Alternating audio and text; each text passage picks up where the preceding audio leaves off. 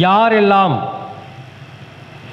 தேய்பிறை அஷ்டமி திதியில் பிறந்திருக்கின்றார்களோ, யாரெல்லாம் தேய்பிறை பஞ்சமி திதியில் பிறந்திருக்கின்றார்களோ,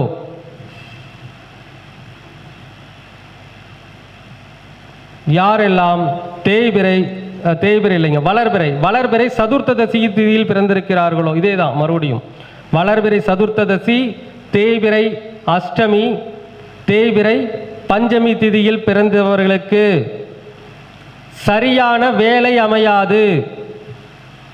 சரியான வேலை அமைந்தாலும் வேலையில் சரியான வருமானம் இருக்காது. கஷ்டப்படுறது நிறையா இருக்கும். 2 லட்சம் ரூபாய்க்கு உழைப்பாங்க, சம்பளம் கொடுக்குற கம்பெனிக்கார 60,000 தான் கொடுப்பான். அப்போது சரியான வேலை அமையாது. வேலை நன்றாக செய்தாலும் வேலைக்கேற்ற வருமானம் வராது. ஒரு சில நபர்கள் எல்லாம் இருக்கும், வேலை பார்க்குறது